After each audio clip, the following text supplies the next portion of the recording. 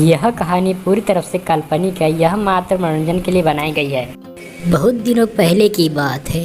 एक समय की बात है जब एक परिवार में मात्र माँ जी और उसका बेटा ही रहा करते थे।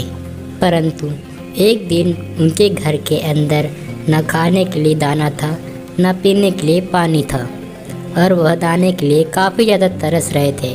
तभी वह बेटा कुछ अपनी माँ से कहने लग जाता है, अरे माँ जी, तुम्हें चिंता करने की कोई ज़रूरत नहीं है। जब तक कि तुम्हारा बेटा अभी है तुम्हारे सामने, माँ तुम्हें कभी चिंता करने की ज़रूरत नहीं है। मैं अभी बाज़ार में जाकर कुछ काम ढूंढने की कोशिश करता हूँ माँ, फिर तुम्हें कुछ अच्छा भोजन खिलाता हूँ माँ। मैं जाकर अभी देखता हूँ बाज़ार में, अगर मुझे काम मिल जाए। अगर काम नहीं मिला तो मैं अपने खेतों में जाकर आपने अनाज संभाल के रखा है तो मैं उसे लगा दूंगा।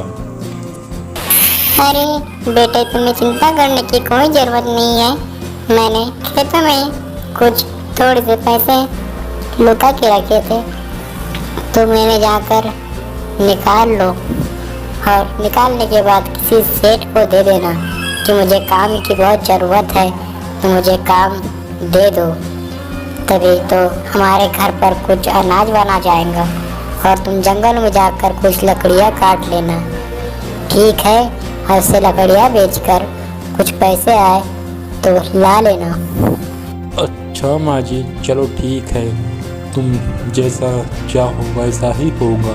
मैं अभी जाकर जंगलों में जाकर लकड़ियाँ काट कर ला लेता हूँ और आपने जो खेतों में लुकाए थे मैं उन्हें भी साथ में ले आऊँगा।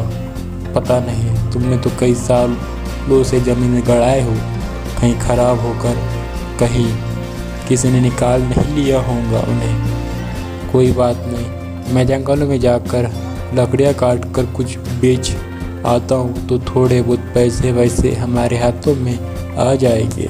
हाँ, तुम जल्दी जाओ, अब देरी मत करो, क्योंकि देरी करते हो तो मुझे बहुत ही जोर की भूख लगने लगती है। तुम्हें जाना चाहिए। जाओ, तुम्हें देरी करने की कोई ज़रूरत नहीं है। तुम अभी जाकर कुछ बाज़ार से कुछ ले आना।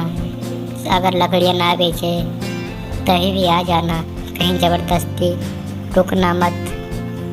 जल्दी से आना, मैं तुम्हारा इंतज़ार करूँगी। ठीक है बेटे, ध्यान से जाना। अब तुम चले जाओ, आराम से जाना। इतना कहने के बाद उसका बेटा वहाँ से बड़े आराम से चला जाता है। वह अपने खेत में पहुंचकर उसे अपने माँ के लुकाए हुए पैसे नहीं मिलते और वह निराश होकर वहीं पर रोने लग जाता है और वह परेशान होकर अपने आप से ही बातें करने लग जाता है कि आखिरकार माँ ने पैसे कहाँ लुकाए रखे हैं और मुझे मिल क्यों नहीं रहे हैं।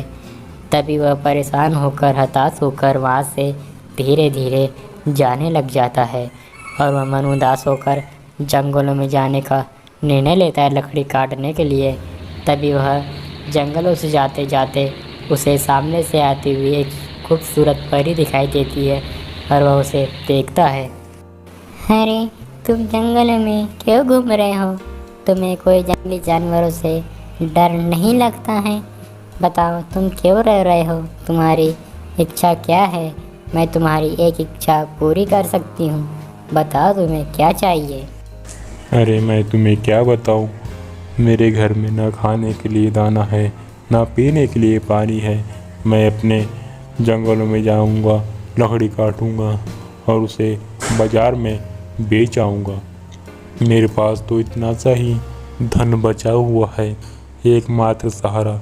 कोई मुझे काम नहीं दे रहा है और मैं इधर के इधर घूम ही रहा हूँ। मुझे तुम रास्ता दिखाओ। परी का इतना कहने के बाद वह भी लड़का बोलते ही चला जाता है। अब पूरी समस्या बताने के बाद परी ने उसे एक वरदान दिया कि 4 विष ही मांग कर अपनी इच्छा को पूरी करना।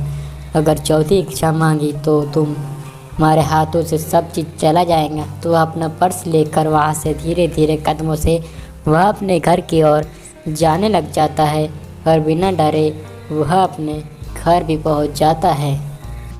और वह लड़का पूरी अपनी माँ को बात बताने लग जाता है कि मुझे रास्तों में कैसी परी मिली और मैंने परी को पूरी कहानी बता दी और वो परी खुश होकर मुझे 3 वरदान दे आई।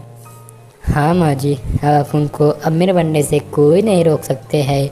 हाँ माँ जी, ज़्यादा लालच मत करना वरना सब चला जाएगा।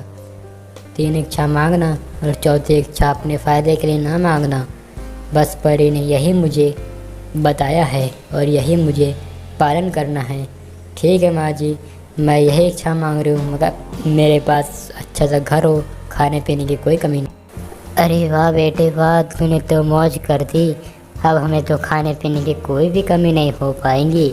हाँ, और उसके बाद धीरे धीरे वह काफ़ी ज़्यादा अमीर बन जाते हैं और पर्स को हमेशा अपने हाथों में ही रखते हैं, क्योंकि अगर पर्स किसी गलत हाथों में पहुंच गया तो बहुत बड़ी अनहोनी भी हो सकती है।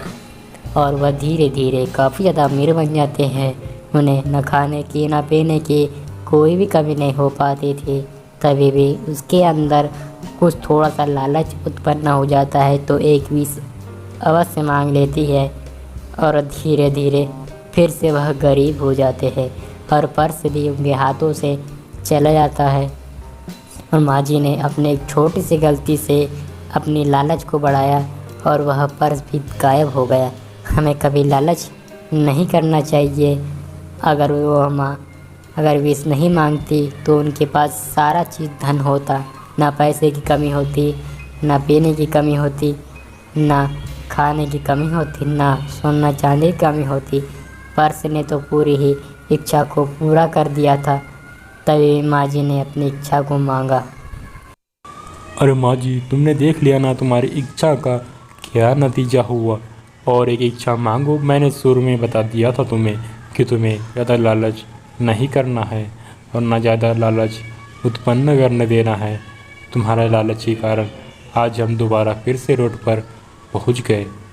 हाँ माँ जी, आप करो तुम लालच, मैं चला जंगलों में लकड़ी काट कर कुछ पैसे कमाने।